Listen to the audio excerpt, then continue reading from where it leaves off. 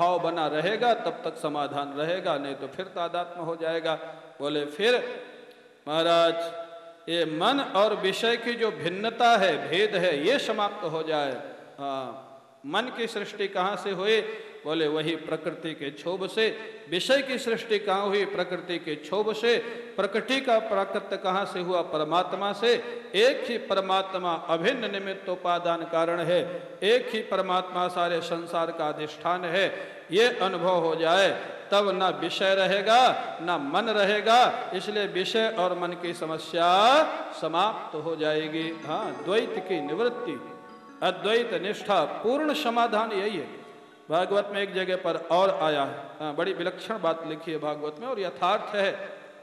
बोले जब तक द्वैत विद्यमान है तब तक दोष की संभावना भी विद्यमान रहती है। जब तक द्वैत विद्यमान है, आओ चाहे भक्त होवे और चाहे ज्ञानी होवे, चाहे संसारी होवे। हाँ, कभी कभी बड़े बड़े भक्तों में, साधकों में भी देखा जाता है महाराज। हाँ, जहाँ तक द्वैत विद्यमान है वहाँ तक दोष की संभावना बनी रहती है, ये लिखा हुआ है। अब महाराज बड़े प्रसन्न हुए, ब्रह्मा जी भी सनकादि भी, हंस भगवान का पूजन किया। हंस भगवान अपने धाम को चले गए और ब्रह्मा जी सनकादि जी भी वहाँ चले गए। उद्धव जी भी महाराज बड़े प्रसन्न हुए। बोलिए हंस भगवान की जय। अब आप लोग थोड़ा संकीर्तन करो और फिर जो शेष 11वां स्कंध और 12वां स्कंध आप लोग सुने। सुंदर आँखों वाला जरी की पगड़ी बांधे, सुंदर आँखों वाला कितना सुंदर लागे बिहारी, कितना लागे प्यारा, कितना सुंदर लागे बिहारी, कितना लागे प्यारा। जरी की पगड़ी बांधे सुंदर आँखों वाला, जरी की पगड़ी बांधे सुंदर आँखों वाला, कितना सुंदर लागे बिहारी, कितना लागे प्यारा, कितना सुंदर लागे बिहारी, कितना लागे प्यारा। आप सभी लोग ताली बजाइए प्रेम से।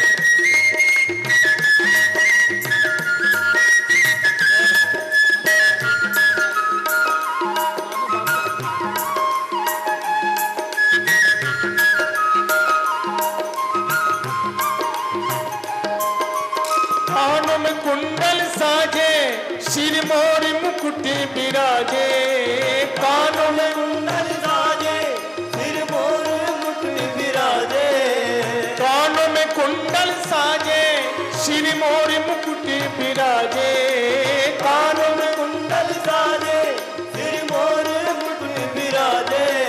सखियां पगली होती जब जब होठों पे बंसी बाजे, सखियां पगली होती जब जब होठों पे बंसी बाजे।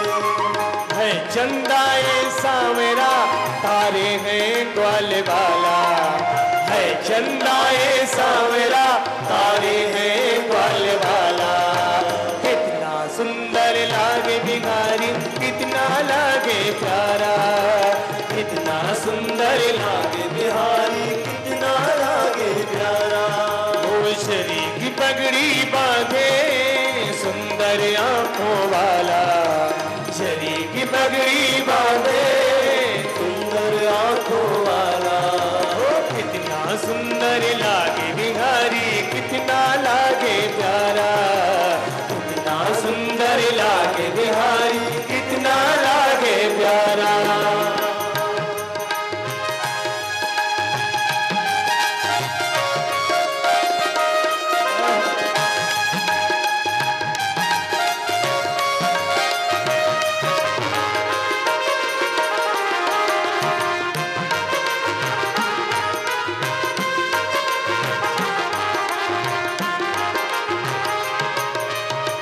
घुंघराले बाल हो तेरे काले काले बाल, लट घुंघराले बाल तेरे काले काले बाल, लट घुंघराले बाल तेरे काले काले बाल, लट घुंघराले बाल तेरे काले काले बाल।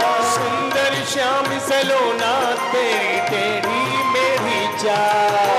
सुंदर श्याम सलोना तेरी टेढ़ी मेरी चाल। सुंदर श्याम सलोना तेरी टेढ़ी मेरी चाल। सुंदर श्याम सलोना तेरी टेढ़ी मेरी चाल। हवा में सर करता तेरा पीतांबर मतवाला। हवा में सर करता तेरा पीतांबर मतवाला। हाँ कितना सुंदर लागे बिहारी, कितना लागे प्यारा। कितना सुंदर लागे बिहारी, कितना लागे प्यारा। जरी की पगड़ी बांधे सुंदर आंखों वाला। जरी की पगड़ी बांधे सुंदर आंखों वाला। कितना सुंदर लागे बिहारी, कितना लागे प्यारा। कितना सुंदर लागे बिहारी, कितना लागे प्यारा।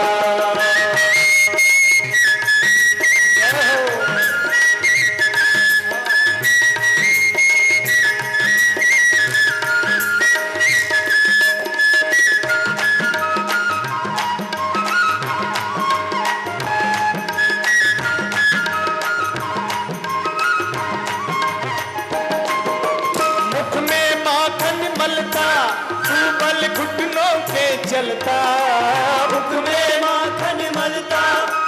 बल घुटने के चलता मुख में माखन मलता। बल घुटनों के चलता मुख में माखन मलता। बल घुटने के चलता। देखिए सोता भाग को देवों का भी मन जलता। देखिए सोता भाग को देवों का मन भी जलता। माथे पे तिलक सोहे आंखों में काजल डाला। माथे पे तिलक सोहे आंखों में काजल डाला। कितना सुंदर लागे बिहारी, कितना लागे प्यारा। कितना सुंदर लागे बिहारी, कितना लागे प्यारा। शरी की पगड़ी बांधे सुंदर आंखों वाला। शरी की पगड़ी बांधे सुंदर आंखों वाला। कितना सुंदर लागे बिहारी, कितना लागे प्यारा। कितना सुंदर लागे बिहारी, कितना लागे प्यारा।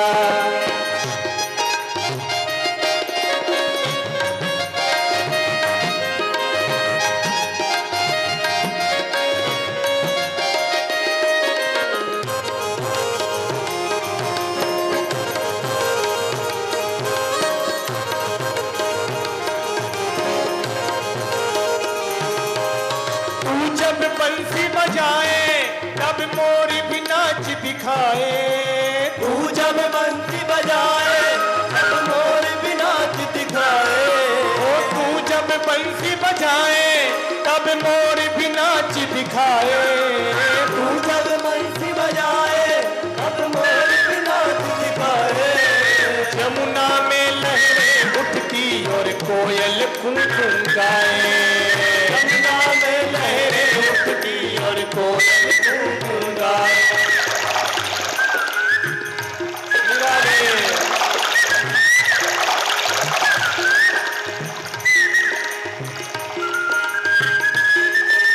तू जब बंसी बजाए तब मोर भी नाच दिखाए।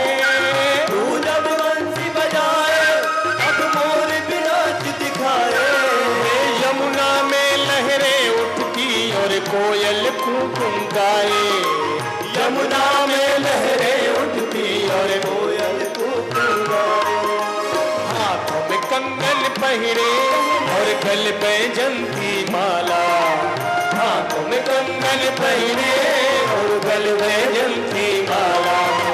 कितना सुंदर लागे बिहारी, कितना लागे प्यारा। कितना सुंदर लागे बिहारी, कितना लागे प्यारा। शरीर की पगड़ी बांधे सुंदर आंखों वाला। शरीर की पगड़ी बांधे सुंदर आंखों वाला। कितना सुंदर लागे बिहारी, कितना लागे प्यारा, कितना सुंदर लागे बिहारी, कितना लागे प्यारा, कितना सुंदर लागे बिहारी, कितना लागे प्यारा, कितना सुंदर लागे बिहारी, कितना लागे प्यारा, कितना सुंदर लागे बिहारी, कितना लागे प्यारा, कितना सुंदर लागे बिहारी, कितना लागे प्यारा। बोल वृंदावन बिहारी लाल की जय, जय श्री राधे श्याम।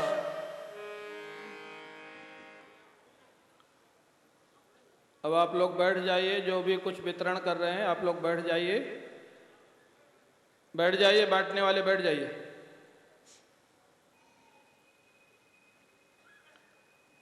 उद्धव जी महाराज ने भगवान से कहा, प्रभु सर्व सामान्य के लिए कोई उपयुक्त साधन हो जो सभी लोगों के लिए सरल हो, सहज हो, ऐसा कृपा करके बतावें। भगवान कहते हैं उद्धव जी से, सरल और सहज साधन तो भागवत धर्म है, जो प्रारंभ में कहा वही उपसंहार में कहते हैं भगवान। कुर्यात् सर्वाणि कर्माणि मदर्थं शनकैः स्मरन् मयि अर्पित मनश्चित्त मद्धर्मात्ममनोरतिः देशान् पुण्यान् आश्रयेत मद्भक्तैः साधुभिः श्रितान् देवासुरमनुष्येषु मद्भक्ता चरितानि च।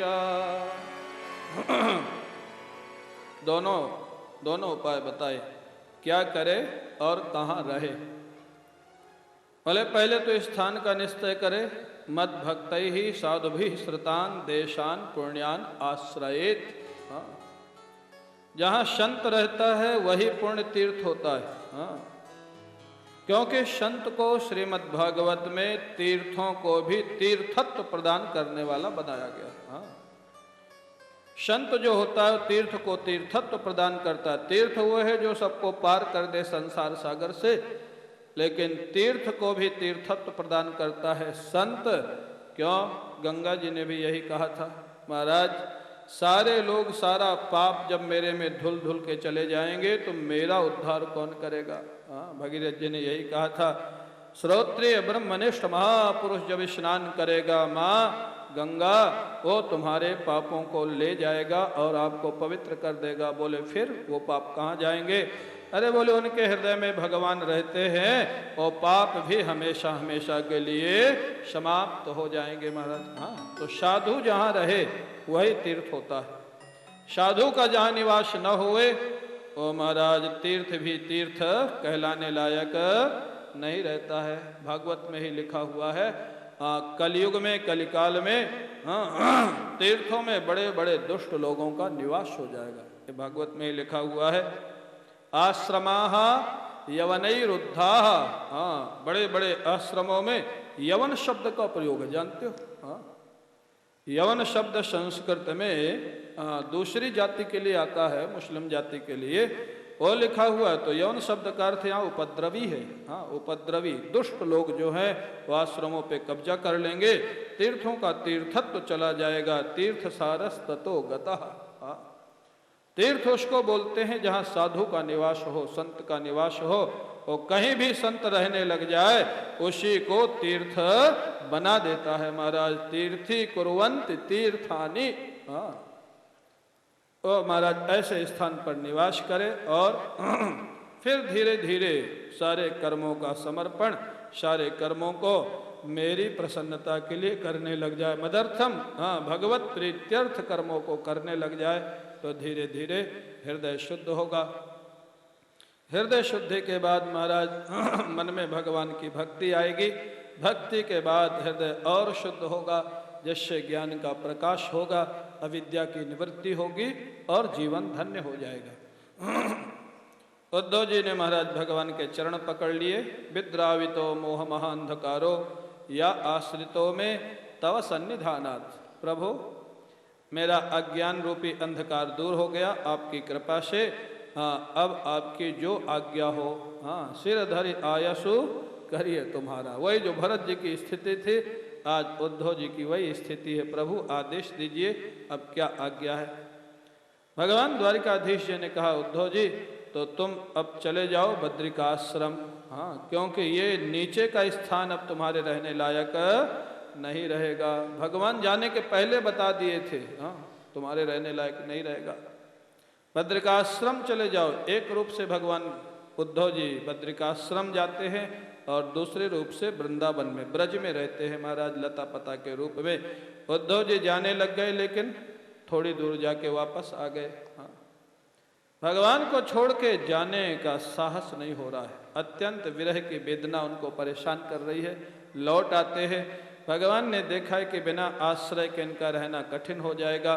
भगवान श्री कृष्ण ने अपनी पादुका उद्धव जी को दी।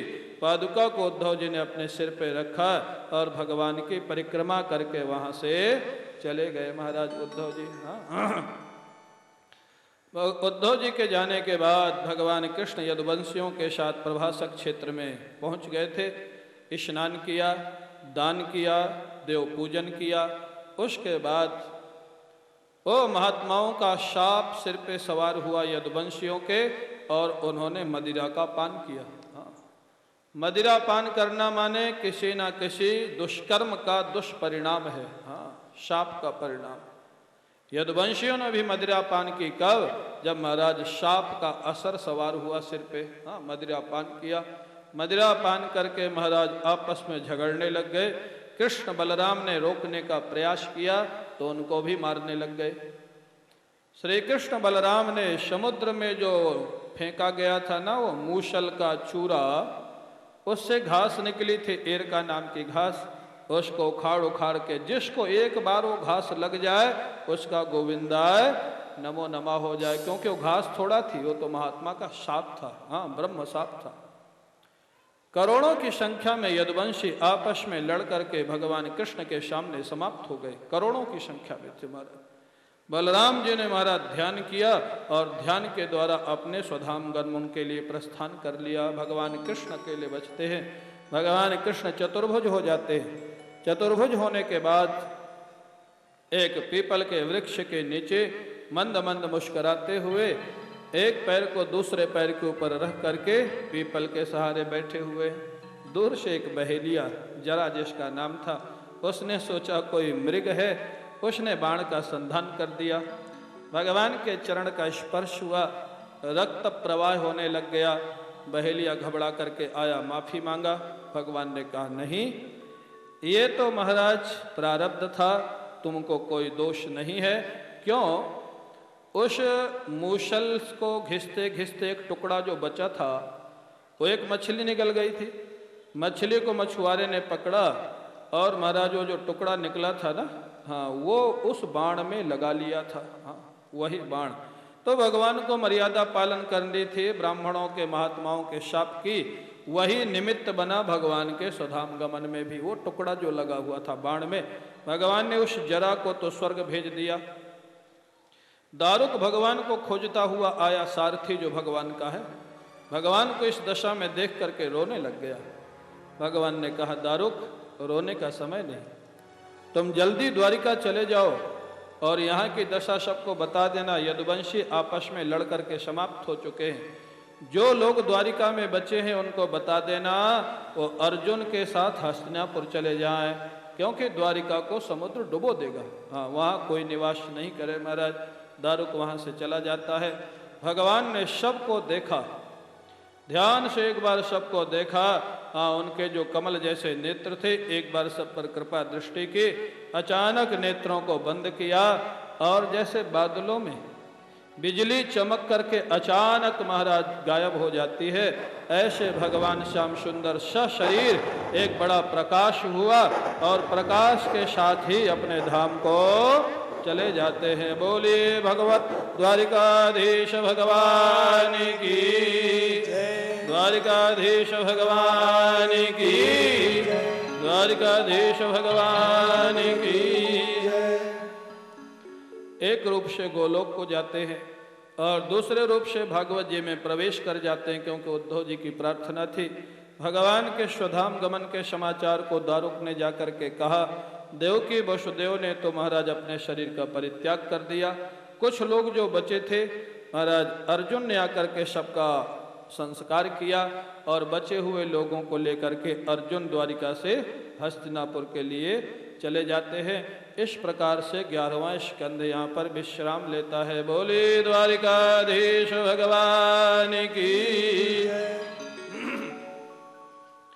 भगवान के जाने के बाद तद्दिनात कलिरायातः, भगवान गए और अगले दिन कलयुग आ गया। तद्दिनात का तो अर्थ है उसी दिन आ गया। हाँ महाराज, कलयुग ने एक दिन भी प्रतीक्षा नहीं की कि इतना समाज सुधार किया भगवान ने, महाभारत करवाया, सारे धर्म की स्थापना की। भगवान की प्रतीक्षा ही में था कि भगवान जाए और मैं अपना महाराज दावा ठोक दूं। महाराज कलयुग प्रारंभ हो गया। कलयुग के प्रारंभ होते ही बोले क्या हो गया, वित्तमेव कलौ निराम जन्माचार गुणोदय। हाँ, कलयुग के लक्षण में लिखा है जिन लोगों के पास संपत्ति बहुत होगी उन्हीं को धर्मात्मा कहा जाएगा, उन्हीं को बड़ा आदमी कहा जाएगा, उन्हीं के पक्ष में न्याय और धर्म की व्यवस्था दी जाएगी। हाँ, ये भी लिखा, ये भी लिखा है, न्याय व्यवस्था भी उन्हीं के पक्ष में हो जाएगी और धर्म व्यवस्था भी उन्हीं के पक्ष में हो जाएगी। दोनों आजकल दिखाई देती, बड़ा कष्ट होता है महाराज। काशी के विद्वान भी कहना नहीं चाहिए, पैसा लेकर के जगत गुरु जैसी डिग्री देने लग गए हैं महाराज। हाँ, काशी के विद्वान बड़े बड़े पंडित। और न्याय व्यवस्था में आप लोगों को मालूम ही होगा, हमसे ज़्यादा मालूम है, पैसा दे दे करके अधर्म के पक्ष में भी न्याय करवा लिया जाता है। ये दशा है। हाँ, धर्म और न्याय की व्यवस्था में पैसा हावी हो जाएगा, संपत्ति हावी हो जाएगी। बोले विवाह में लड़का और लड़की का मन ही हेतु रहेगा, बाकी कुछ नहीं देखा जाएगा। हाँ, महात्मा और ब्राह्मण की पहचान बोले केवल वेशभूषा बचेगी, साधना तपस्या किसी किसी में देखने में आएगी, प्रायः दिखेगी नहीं महाराज। ये सारा वर्णन कलयुग का महर्षि व्यास ने 5000 वर्ष पहले लिख दिया था, जो आज दिखाई दे रहा है।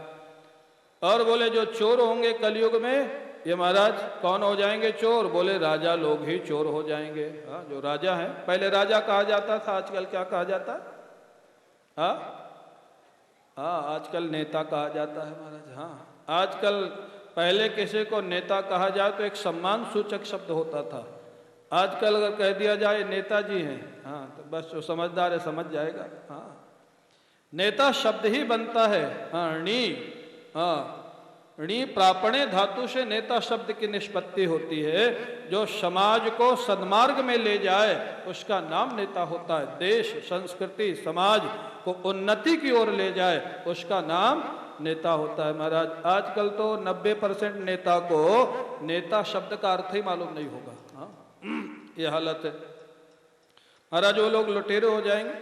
मेरे से किसी ने कहा आजकल चंबल में डाकू कम हो गए हैं। मैंने कहा जरूरत ही नहीं, पहले तो डाका डालने के लिए चंबल में रहना पड़ता था, आज डाका डालने के लिए पार्लियामेंट में रह रहे। हाँ, चंबल में क्यों धक्के खाएं, जब एसी में रहने को मिल रहा है, डाका डाल रहे हैं, तो चंबल के बीड़ों में रहने की जरूरत क्या है? हाँ, क्यों गोकर्ण? हाँ, गोकर्ण जानता है महाराज। हाँ, बहुत नेताओं को जानता है। ये ईमानदारी में ही मारा गया महाराज। हाँ, मैं तो कहता हूँ तो कहा या तो साधु ही बन जा, हाँ, और या तो फिर ठीक से नेता ही बन जा। तो मानता नहीं। और महाराज कहते हैं ये कलयुग का जब बहुत भयानक स्वरूप आ जाएगा। कितना है कलयुग की आयु मालूम है? कलयुग की आयु 4,32,000 वर्ष का कलयुग है। उसमें से अभी 5,250 या 300 वर्ष व्यतीत हुआ है, केवल 5,300। 4,32,000 वर्ष है। हाँ, अंत में जब बड़ा उपद्रव होगा, राक्षस प्रालोक हो जाएंगे, ये कथा प्रवचन कीर्तन सब बंद हो जाएंगे। हाँ, अभी तो ये सब चल रहा है, फिर लोग इन पर भी बैन लगा देंगे, उपद्रव मचाएंगे, होने नहीं देंगे या टैक्स लगा देंगे। हाँ महाराज, जिससे बंद हो जाए, ये सब बंद हो जाएंगे। तब भगवान का अवतार होगा। कहाँ होगा ये भी लिखा है, दक्षिण भारत में होगा। संभलपुर नाम का गांव होगा, विष्णु यश नाम का ब्राह्मण होगा, उसके पुत्र के रूप में कल्कि भगवान अवतार लेंगे महाराज। अंत में, कलयुग के अंत में। और फिर वो घोड़े पर बैठ करके हाथ में तलवार लेकर के सारे दुष्टों को मारेंगे। उसके बाद सतयुग का प्रारंभ होगा। अभी जो कई लोग कह रहे हैं ना कि 2012 में प्रलय होने वाला है, 2012 में प्रलय हम लोगों का, सनातन धर्मियों का नहीं होने वाला, बाकी धर्मियों का होने वाला है महाराज। हाँ, सनातन धर्म तो हमेशा था, हमेशा है और हमेशा रहेगा। ये ईसा और मूसा ही गड़बड़ होंगे महाराज। हाँ, बाकी नहीं होने वाला है। हाँ, चिंता मत करना आप लोग। हाँ, 2012 में उपद्रव होंगे और होना शुरू हो गए हैं, 11 से ही शुरू हो गए महाराज। आज सुन ही रहे होंगे न्यूज में, पेपरों में, कहाँ कहाँ क्या क्या हो रहा है। तो महाराज अंत में अभी तो प्रलय को अरबों खरबों वर्ष बाकी है। 28वां ये राउंड चल रहा है। अष्टाविंशतितमे हमारे पंडित लोग बोलते हैं 71 चतुर्युगी बीत जाता है तब एक मनवंतर होता है, और 14 मनवंतर का ब्रह्मा का एक दिन होता है, उसके बाद प्रलय होती है। हाँ, आप कल्पना नहीं कर सकते, अभी तो बहुत समय बाकी है। प्रलय वलय कुछ नहीं होने वाला, ये उपद्रव होगा महाराज, अधर्मी मारे जाएंगे महाराज। तब भगवान का अवतार होगा, सतयुग आएगा। सुखदेव जी महाराज ने सारा सुनाया। अंत में सुखदेव जी कहते हैं अंतिम उपदेश के रूप में, 7वां दिन भी समापन की ओर था, सुखदेव जी ने राजा परीक्षित को अंतिम उपदेश दिया। त्वं तु राजन् मरिष्येति पशुबुद्धिम् इमां जहि, न जातः प्रागभूतोऽद्य देहवत्वं न नङ्क्षसि, स्वप्ने यथा शिरश्छेदं पञ्चत्वाद्यात्मनः स्वयं, यस्मात् पश्यति देहस्य तत् आत्मा ह्यजो मरः। महाराज, हाँ, सुखदेव जी ने एकदम से महाराज सीधा उपाय बता दिया। तुम तो राजन मरिष्येति, अरे तेरी मौत होती है ये नासमझी है, मौत तुम्हारी होती ही नहीं। हाँ, और बात आपको ये सिद्ध करके बताई जा सकती है कि मौत आपकी नहीं होती। बुद्धि के स्तर पर बाद में आप मानो मत मानो। मान लीजिए आपको लगता अमुक व्यक्ति मर गया, हाँ, तो आप बताओ जब कोई व्यक्ति मरता है तो उसमें जीवात्मा मरता है या शरीर मरता है? हाँ, मृत्यु किसकी होती है? जीवात्मा तो दूसरे शरीर में चला जाता है, मौत किसकी होती है? शरीर की। हाँ, लेकिन और अगर गंभीरता से विचार करें तो शरीर की भी मौत नहीं होती। बोले क्यों? 5 भूत का बना हुआ ये शरीर है, आकाश, वायु, अग्नि, जल और पृथ्वी। ये 5 भूत में मिल जाते, कौन मरा भाई? मरा कौन? आकाश मरा, या वायु की मौत हुई, या अग्नि की हुई, या जल की हुई, या पृथ्वी की हुई। हाँ, 5 में से तो कोई नहीं मरा। 5 भूत की भी मौत नहीं हुई, जीवात्मा की भी मौत नहीं हुई, तो मौत किसकी हुई? बता सकता है कोई? अगर कोई बता सकता है कि मौत किसकी हुई तो हाथ खड़ा कर दे। सिद्ध नहीं कर सकते हो कि मौत किसकी होती है। ये सच्चाई है। खामा खा का एक डर बैठा दिया गया, मर जाएगा मर जाएगा मर जाएगा, वो मर गया। अरे भगवान चिल्ला चिल्ला के कह रहे आत्मा अमर है, अजर है, न जायते मृते वा कदाचिन्नायं भूत्वा भविता वा न भूया, अजो नित्यः शाश्वतोयं पुराणो न हन्यते हन्यमाने शरीरे। कभी आत्मा का महाराज मृत्यु होती नहीं, शरीर पंचभूतों में लीन हो जाता है। मौत किसकी होती? इसलिए आर्मी में, सेना में भगवद गीता का उपदेश सुनाया जाता है, जिससे जवानों के मौत का भय समाप्त हो जाए और निर्भीक होकर के युद्ध कर सके। हमारा शास्त्र कहता आत्मा अमर है, काल अनंत है, इसलिए अच्छे काम में कभी भय नहीं करना चाहिए, निर्भीक होकर करना चाहिए। अरे इस जन्म में पूरा नहीं होगा, फिर जन्म लेंगे, फिर करेंगे। हाँ, डर की क्या बात है? तो यहाँ पर कहते हैं महाराज मौत सिद्ध नहीं होती है। फिर कहा गया जो जन्म मृत्यु शब्द का अर्थ क्या निकला? फिर सूक्ष्म शरीर से युक्त जीवात्मा जब स्थूल शरीर को छोड़ देता है उसका नाम मौत दे दिया गया, और जब वही जीवात्मा दूसरे शरीर में प्रवेश कर जाता है उसका नाम जन्म दे दिया गया। इतना ही जन्म मृत्यु की परिभाषा है। वाशांश जीर्णानि यथा विहाय नवान गृह्णाति नरोपराणि। अरे कितना सुंदर दृष्टांत भगवान कृष्ण ने दिया। पुराना कपड़ा जब फट जाता है तो आप लोग उसको निकाल के फेंक देते हो, नया कपड़ा पहन लेते हो। फटे हुए कपड़े को फेंकने का नाम मौत है, नए कपड़े को पहनने का नाम जन्म है। इतना ही तो जन्म और मृत्यु है। किसकी मौत हुई? एवं समीक्षन्नात्मानं आत्मन्याधाय निष्कले। परीक्षित, तुम ही अनुभव करो, अहम ब्रह्म, मैं ही वो परब्रह्म परमात्मा हूं और वो परब्रह्म परमात्मा मैं ही हूं। ये दोनों तरफ से क्यों कहा गया? अहम ब्रह्म के कहने का अभिप्राय है ये जो परिच्छिन्न देह में अहमता की प्रतीति है, इसकी परिच्छिन्नता की निवृत्ति। और वो ब्रह्म मैं हूं, परोक्ष ज्ञान। कई बार कहते हैं वो ब्रह्म, वो ब्रह्म, वो आत्मा क्या सातवें आसमान में? नहीं, ब्रह्मा हम। अरे वो जो परब्रह्म परमात्मा है वो मेरे से अभिन्न है, माने परमात्मा की परोक्षता की निवृत्ति। दोनों तरह से महाराज उपदेश दिया। बोले जब ये अनुभव कर लोगे, एक ही तत्व अंदर बाहर विद्यमान है, उसकी पहचान क्या है? जिसके जीवन में अनुभव होगा उसकी पहचान क्या है? भागवत की यही विशेषता है, पहचान लिखते जाते हैं व्यास जी, कसौटी लिखते जाते हैं। हाँ, बोले एक ही तत्व विद्यमान है सर्वरूप में, जब ये अनुभव हो जाएगा तो पहचान क्या है? दशंतम तक्षकम पादे लेलिहानम विषाननैहि न द्रक्षसी शरीरम च विश्वम च पृथगात्मना। एकत्व की अनुभूति हो जाएगी तो अपनी आत्मा से अलग ना तो तेरे को तक्षक दिखाई देगा, ना तुम्हारा शरीर दिखाई देगा, तो ना कोई काटने वाला होगा और ना कोई मरने वाला होगा, ना मारने वाला ना मरने वाला। एक ही आत्मा के महाराज विवर्त के रूप में जैसे स्वप्न दिखाई देता है और जागने के बाद ना मरने वाला होता है ना मारने वाला होता है, ऐसे तुम्हारा अनुभव हो जाएगा। राजन, ये मैंने तुमको सुनाया, और कुछ सुनना चाहते हो? राजा परीक्षित सुखदेव जी महाराज के पास में आ जाते हैं, समीप में आके चरण पकड़ लिए। सिद्धोष्मी अनुगृहीतोष्मी, महाराज आपने बड़ी कृपा की, करुणा की, आज मेरा जीवन सफल हो गया। सिद्ध माने वो योगियों की सिद्धि नहीं, बोले स्वयं सिद्ध जो स्वरूप था मेरा, उसकी अनुभूति हो गई मेरे को। अब कुछ सुनना सुनाना बाकी नहीं है। अब महाराज आपकी अनुमति हुए तो मैं अपने स्वरूप में स्थित हो जाऊं। भगवान सुखदेव जी ने कहा अच्छा तेरा काम हो गया, बड़ी प्रसन्नता की बात है। सुखदेव जी बोले तो अब मैं चलता हूं महाराज।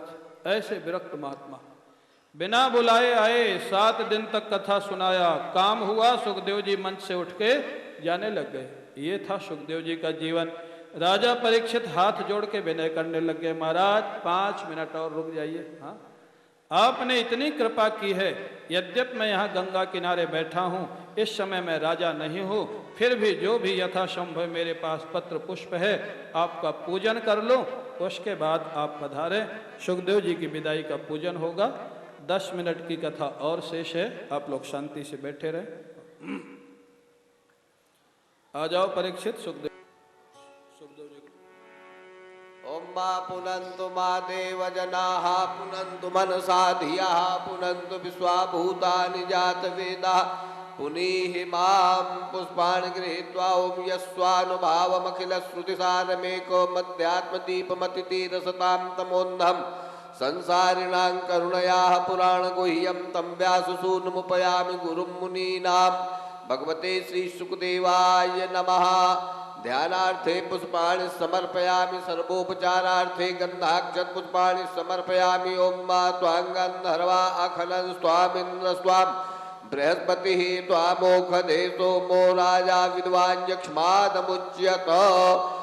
एतानि गन्धाक्षत पुष्पाणि समर्पयामि, पुष्पमालां परिधापयामि। भगवते श्री सुखदेवाय नमः। या ओखधे पूर्वा जाता देवेभ्यस्त्रियुगं पुरा मनैनुमभ्रूणामहकुंशतन् धामानि सप्त च नमस्करोमि। यं प्रव्रजन्तमनुपेतमपेतकृत्यं द्वैपायनो विरहकातर आजुहाव पुत्रेति तन्मयतया तरवोऽभिनेदुस्तं सर्वभूतहृदयं मुनिमानतोऽस्मि। भगवते श्रीसुखदेवाय नमः नमस्करोमि। भगवते पुराण पुरुषोत्तमाय नमः। ध्यानार्थे पुष्पाणि ओम श्रीमद्भागवतस्याथ श्रीमद्भगवतः सदा स्वरूपमेकमेवास्ति सच्चिदानंद लक्षणं सच्चिदानंद रूपाय विश्वोत्पत्त्यादि हेतवे तापत्रय विनाशाय श्रीकृष्णाय वयं नुमः। भगवते पुराण पुरुषोत्तमाय नमः। ध्यानार्थे पुष्पाणि समर्पयामि सर्वोपचारार्थे पुष्पाणि समर्पयामि ओम त्वांगन हरवा आखनन स्वामीन्द्र स्वाम बृहस्पति त्वामोखधे सोमो राजा विद्वान् यक्ष्मादमुच्यत मोखधीः प्रतिमोदध्वं पुष्पवतीः प्रसूवरीः अश्वा इव सज्जत्वरीर्विरुधः कारयिष्णवः। नमो भगवते तस्मै व्यासाय मित तेजसे यत्पादाम्बुहरध्यानात् संहितामिं मध्यगां भगवते श्री सुखदेवाय नमः। व्यासाय नमः। व्यासाय विष्णुरूपाय व्यासरूपाय विष्णवे नमो वै ब्रह्मविदये वासिष्ठाय नमो नमः। अचतुर्वदनो ब्रह्माद्विबाहुरपरो हरिः नभाललोपनः शम्भुर्भगवान् वादरायणः। बोलिए भागवत भगवान की जय। बोले सुखदेव भगवान की जय।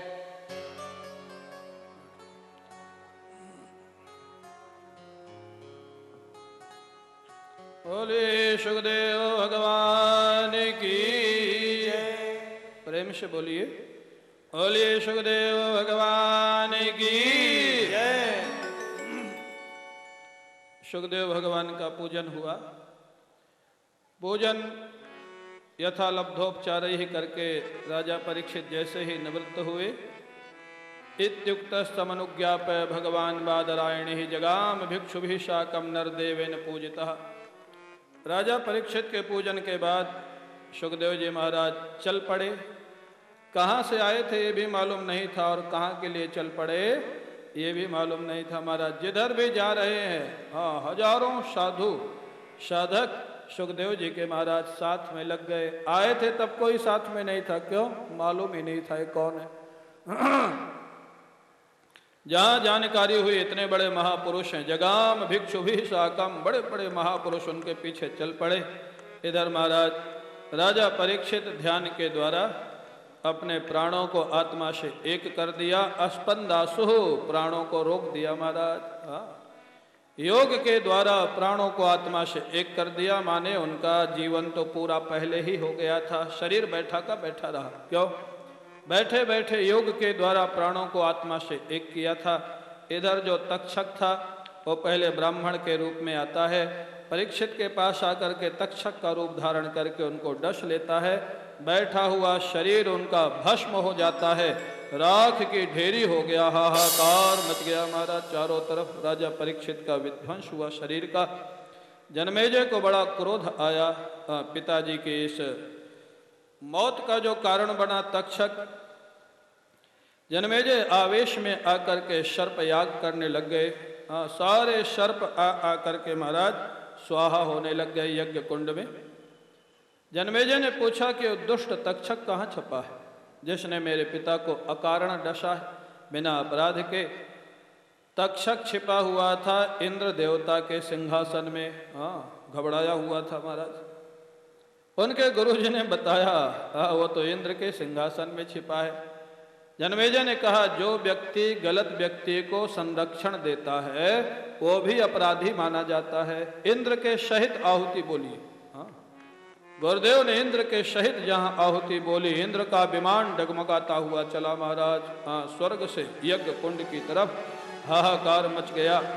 देवगुरु बृहस्पति आते हैं, जनमेजय को समझाते हैं बेटा आक्रोश में आकर के कभी भी कोई ऐसा निर्णय नहीं करना चाहिए जो जीवन भर के लिए पश्चाताप बन जाए। क्यों? बोले आप विचार करो। पहली बात तो ये है कि मौत जन्म के साथ निश्चित हो जाती है। ये आप लोग नोट कर लेना। किसकी मौत कहाँ होनी है, कब होनी है, कैसे होनी है, ये जन्म के साथ निश्चित हो जाती है। उसको भगवान को छोड़ के कोई बदल नहीं सकता। भगवान चाहे बदल दें अलग बात है, बाकी कोई बदल नहीं सकता है महाराज। वो सब पहले से निश्चित होता है। और दूसरी बात बृहस्पति जी ने कहा कि अगर निमित्त कारण भी मानो तो भी तक्षक निमित्त कारण भी तो नहीं है। हाँ, महर्षि के पुत्र ने, हाँ, शमीक ऋषि के पुत्र ने शाप दिया था कि तक्षक काटेगा।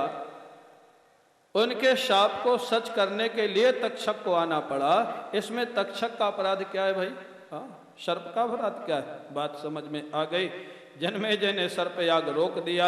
हाँ, सर्पों की महाराज रक्षा हो गई।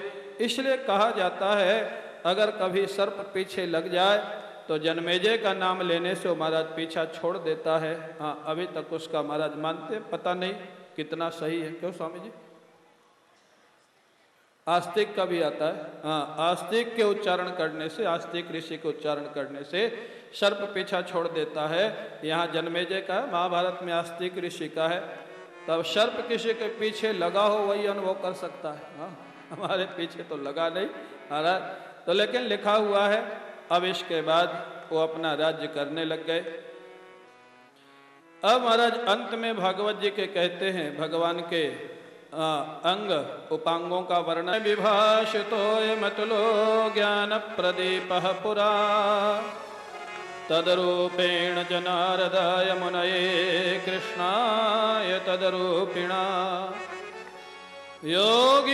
योगीन्द्राय तदात्मनाथ भगवद्राताय कारुण्यतः तच्छुद्धं विमलं विशोकममृतं सत्यं परं धीमहि। कस्मै येन नारायणेन, जिस भगवान नारायण ने सबसे पहले कस्मै ब्रह्मणे, भगवान ब्रह्मा को भागवत जी का उपदेश किया। ब्रह्मा जी ने नारद जी को किया, नारद जी ने महर्षि व्यास को किया, महर्षि व्यास ने भागवत का विस्तार करके सुखदेव जी को पढ़ाया, सुखदेव जी ने सूत जी और राजा परीक्षित को उपदेश किया, और सूत जी के बाद ये भागवत की परंपरा आगे बढ़ी। भागवत के जितने वक्ता हैं सब नारायण के स्वरूप हैं, परम सत्य नारायण का स्वरूप है। ऐसा मान करके हम सभी के चरणों में प्रणाम करते हैं। परम सत्य नारायण का ही स्वरूप है जिनते भगवान के भागवत के वक्ता हैं महाराज। हाँ, सत्यम परम धीमहि यहाँ पर उपसंहार करते हैं। हाँ, तो ये तो है उपक्रम और उपसंहार, लेकिन भागवत विलक्षण ग्रंथ है। सत्यम परम धीमहि अनुभूति है भागवत की, और जीवन क्या है? अंत के 2 श्लोक है महाराज। ब्रह्म तत्व की अनुभूति के बाद भी निरंतर ब्रह्मनिष्ठ महापुरुष क्या करते हैं? भगवान का नाम स्मरण। हाँ, चाहे शनकादि हो, चाहे भगवान शंकर हो, चाहे महाराज जितने बड़े बड़े ब्रह्मनिष्ठ महापुरुष हैं, भगवान का कीर्तन, रामचरितमानस का श्रवण। हमारे गुरुदेव पूज्य स्वामी श्री अखंडानंद जी महाराज जब वो विश्राम करते थे, बाद के समय में थोड़ा शरीर कमजोर था, रामचरितमानस का पाठ सुनते थे। हाँ, लोगों ने कहा महाराज आप इतने विद्वान हैं, उपनिषद का पाठ सुन सकते हैं, भगवत गीता का पाठ सुन सकते हैं, भागवत का पाठ सुन सकते हैं, रामचरितमानस का पाठ आप सुनते हैं। महाराज जी ने कहा जो उपनिषद में लिखा है, भगवत गीता में लिखा है, भागवत में लिखा है, वही तो तुलसीदास जी ने रामचरितमानस में लिखा है। तो अरे कोई मक्खन निकाल के दे दे तो दही जमाना मथानी चलाने का झंझट क्यों किया जाए? हाँ, माखन ही ना सीधे ले लिया जाए। ये महाराज जी का जवाब था महाराज। हाँ, क्या विलक्षण बात थी। हाँ, नाना पुराण निगमागम सम्मतम यद रामायणे निगतम क्वचि अन्य तोपि। हाँ, तो वही अंतिम निष्कर्ष भागवत में भी निकाला। उपसंहार के बाद भी अंत के जो 2 श्लोक हैं वो भगवान के नाम संकीर्तन की महिमा का वर्णन करते हैं। वो 2 श्लोक मैं बोलूँगा और आप सभी लोगों को भी बोलना है। आप कहेंगे क्यों? ये विधि की पूर्णता के लिए। पहले विधि होती थी कि श्रोता प्रश्न पूछता था, परीक्षित ने प्रश्न पूछा और सुखदेव जी ने कथा सुनाई। आज वो विधि संभव नहीं है, क्योंकि परीक्षित को अगर छूट दे दी जाए कि तुम प्रश्न पूछो फिर हम भागवत सुनाएंगे, तो मालूम नहीं भागवत होगी या महाभारत होगा, ये तो कहा नहीं जा सकता है। हाँ, तो क्या प्रश्न पूछेगा और क्या जवाब मिलेगा ये कुछ कहा नहीं जा सकता। इसलिए आज महाराज महापुरुषों ने व्यवस्था कर दी, प्रश्न भी वक्ता ही सुनाता है और उत्तर भी वक्ता ही सुनाता है।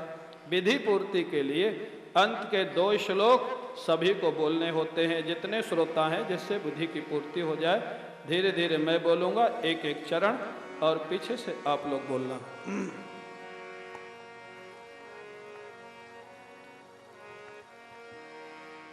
भवे भवे यथा भक्तिः, भवे भवे यथा भक्तिः, पादयोस्तव जायते, पादयोस्तव जायते, तथा कुरुष्व देवेश, तथा कुरुष्व देवेश, नाथस्त्वं नो यतः प्रभो, नाथस्त्वं नो यतः प्रभो, भवे भवे यथा भक्तिः, भवे भवे यथा भक्तिः, पादयोस्तव जायते, पादयोस्तव जायते,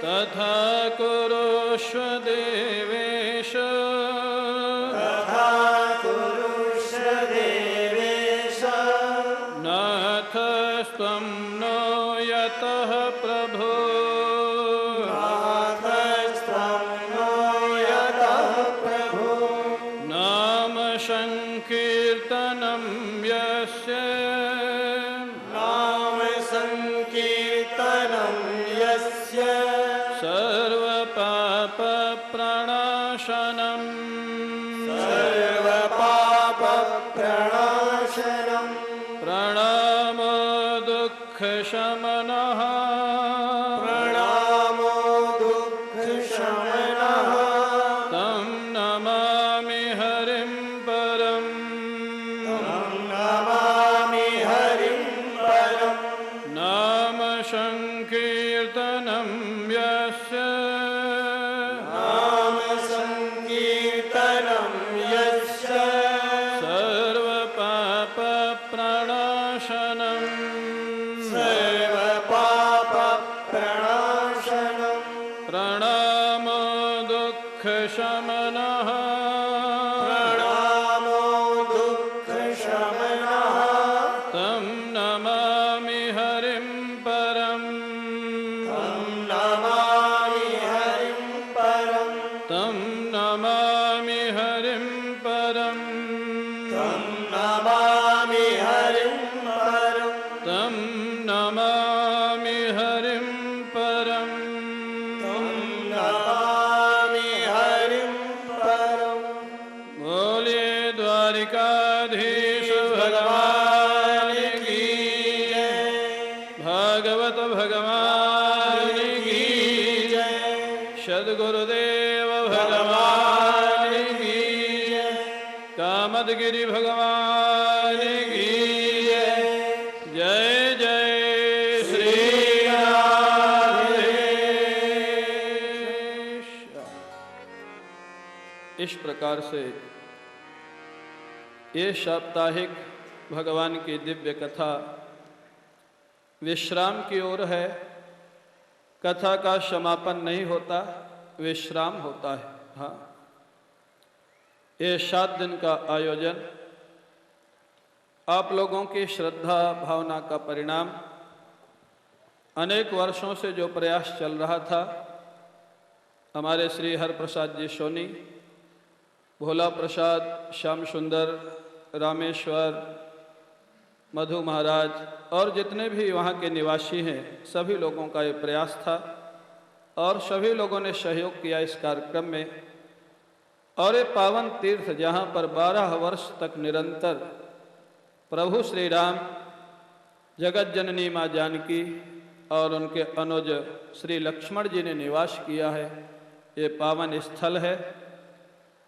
यहाँ कथा करवाने के लिए आग्रह मेरा ही था और उसका लाभ भी हम लोगों को मिल रहा है। हाँ, अनेक श्रोताओं ने मेरे से कहा, कृवत और स्नेह का भाव हमारे साथ रखते हैं।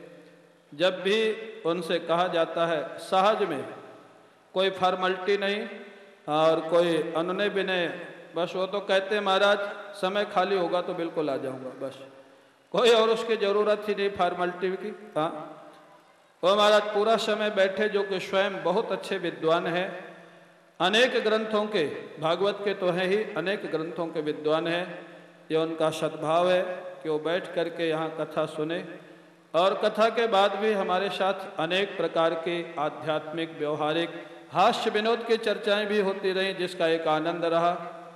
और हमारे परम स्नेही आदरणीय श्री मैथिली चरण जी भाई जी, जो पूज्य पंडित राम किंकर जी महाराज के सानिध्य में मैं जब जाता था, तब से बड़ा उनका प्रेम है मेरे साथ। पहले भी 2 कथाओं में ऋषिकेश में हम लोग साथ में रहे, एक बार जगन्नाथपुरी में मैं आपके कार्यक्रम में साथ में था, यहाँ रहे और बड़ा आनंद आया। और जितने संत महापुरुष यहाँ विराजमान हैं, आज प्रातःकाल श्री निर्मोही अखाड़े के श्री महंत जी महाराज आए थे, पूरा समय बैठे रहे। मैंने बाद में कहा आपका वृद्ध शरीर है, आप पूरा समय बैठे रहे, हमको संकोच भी हुआ लेकिन अच्छा भी लगा आप बैठे रहे। उन्होंने तुरंत ही कहा, बोले मैं पूरा समय प्रायः नहीं बैठता हूँ कहीं भी किसी की कथा में, लेकिन बोले मेरे को कथा अच्छी लगी इसलिए मैं बैठा रहा। हाँ, इसलिए मैं जाने का मन नहीं हुआ, इसलिए मैं बैठा रहा। तो संतों की कृपा, हमारे आदरणीय प्रेम भूषण जी महाराज आए, और भी इतने लोग स्वाभाविक रूप से यहाँ जुड़ते गए, और आप लोगों ने इतनी मेहनत की। हमारे सोनी जी ने, बच्चे हों तो ऐसे हों महाराज, हाँ, माता पिता को पूर्ण निश्चिंत कर दे, आप कथा सुनो, बाकी काम हम संभालेंगे, जो होगा हम लोग देख लेंगे। हाँ, पुत्र ऐसा ही होना चाहिए। हाँ, ऐसे पुत्र महाराज इनके बड़ी मेहनत किए हैं। कामदगिरी भगवान से प्रार्थना है आप सभी के जीवन में धार्मिक बुद्धि देवें, मन में भगवान की भक्ति देवें, और सबके प्रति सद्भाव देवें, परोपकार देवें, और सुख शांति देवें, अंत में प्रभु की अनुभूति हो। यही प्रार्थना करते कामदगिरी भगवान से आप सभी के लिए। अब हमारे जो आयोजक परिवार हैं, उनके ज्येष्ठ पुत्र इस कथा के उपलक्ष्य में अपने भाव 5-7 मिनट में व्यक्त करेंगे।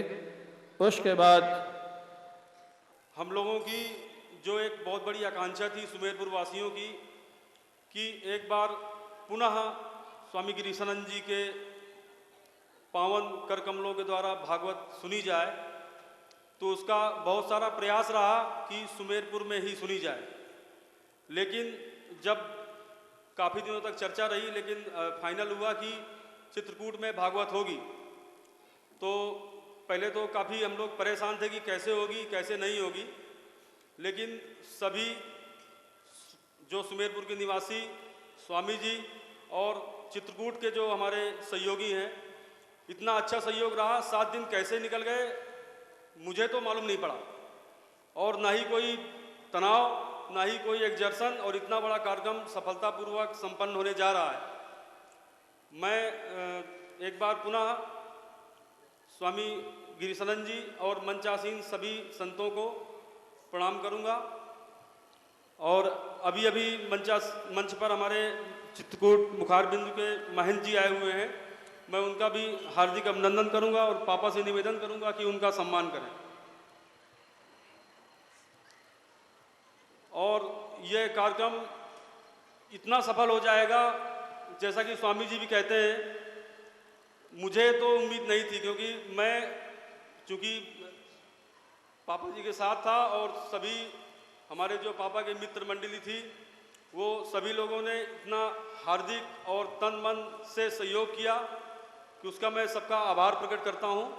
और सभी श्रोतागणों को एक बार फिर मैं अभिनंदन करता हूं, धन्यवाद देता हूं कि वो हमारे इस कार्यक्रम में पधार करके और हमारे इस कार्यक्रम की शोभा बढ़ाई। नमः। ओम शांति शांति शांति। व्यासपीठ पर विराजमान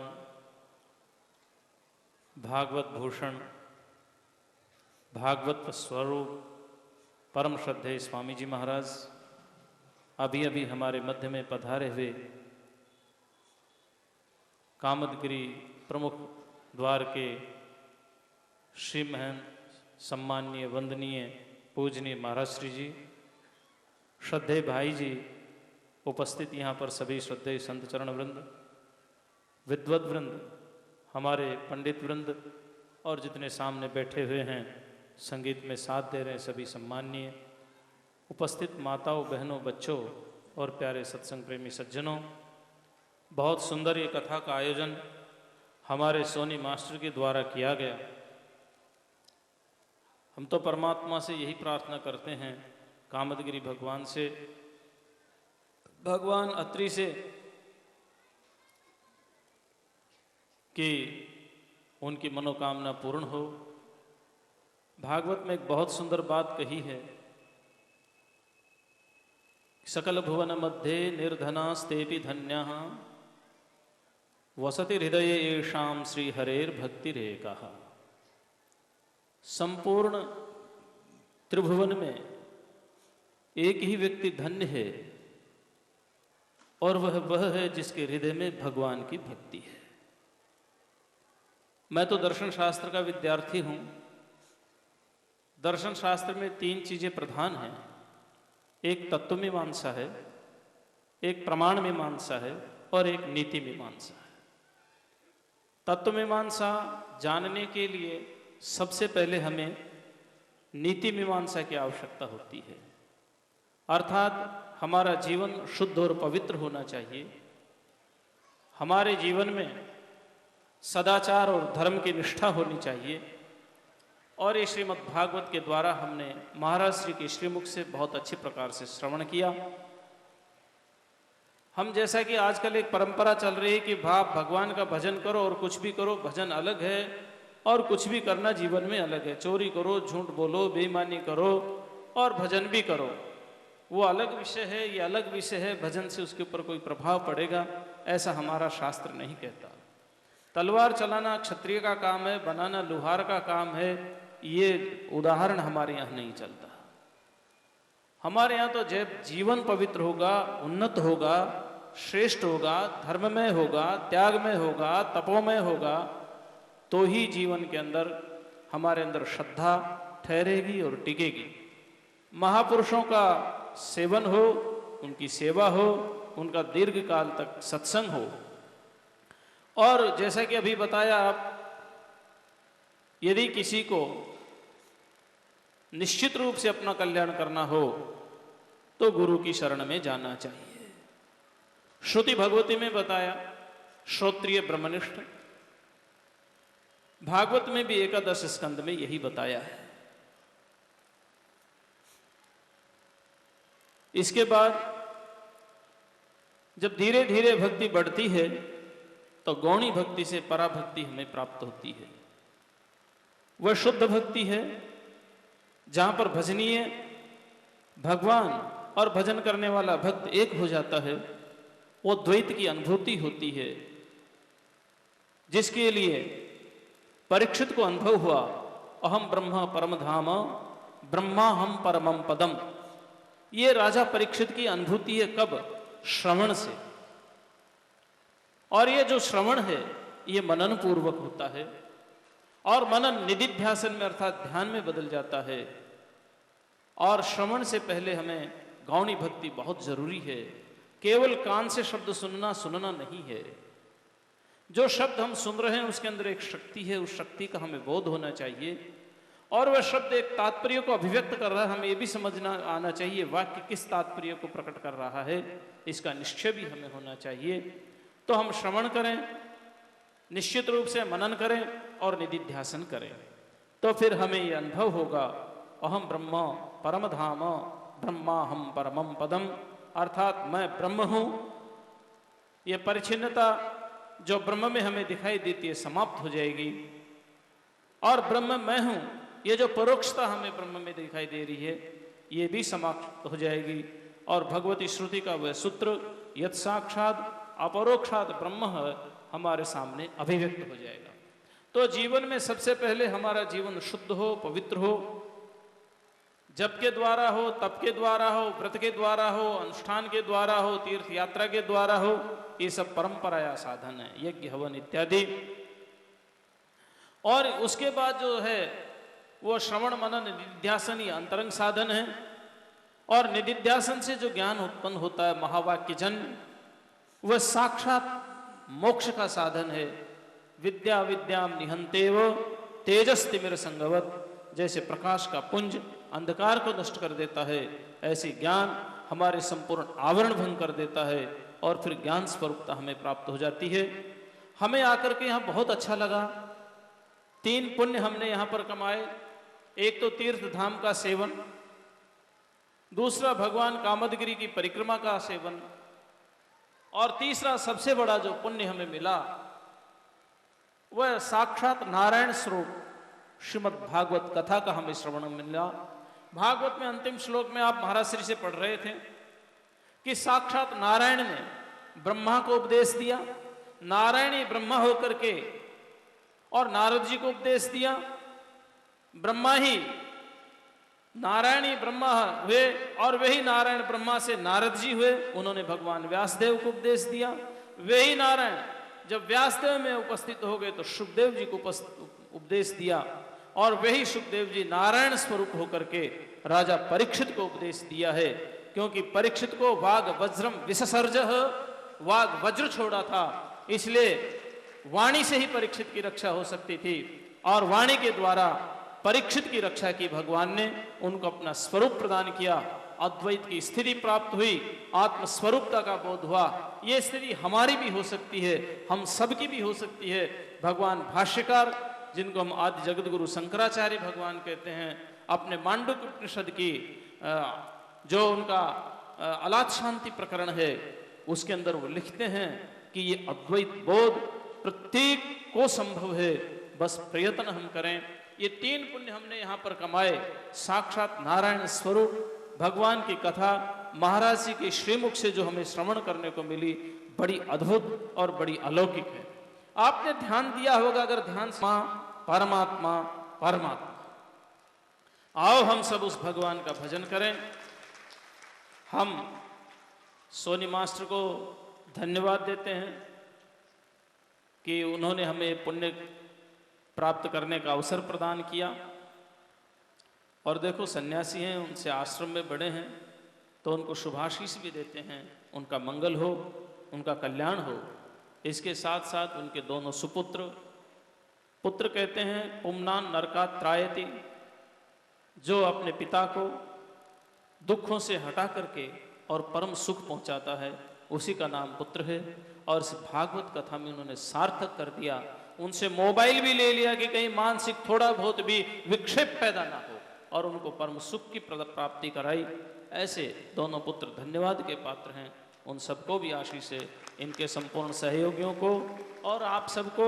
एक बात और, वक्ता किम करिष्यति, यदि कह सकते हैं भगवान आपके हृदय में विराजमान होंगे, आपका मंगल होगा। कथा बहुत सुंदर हुई। बहुत अधिक न बोलते हुए हम भी विशेषकर महाराज श्री को हम क्या कहें, हमारे आत्मस्वरूप हैं, हमारे मित्र हैं, और समय समय के ऊपर हम किसी विशेष स्थिति में विचार विमर्श भी आभार व्यक्त करें, क्योंकि इतना सुंदर ज्ञान प्रदान किया है। ऐसा लग रहा था मानो साक्षात भगवान सुखदेव ही आकर के कथा कर रहे हैं। ऐसे सुखदेव स्वरूप महाराज श्री को हम बार बार वंदन करते हैं और उनका आभार मानते हैं, उन्होंने हमें जो सुंदर ज्ञान दिया।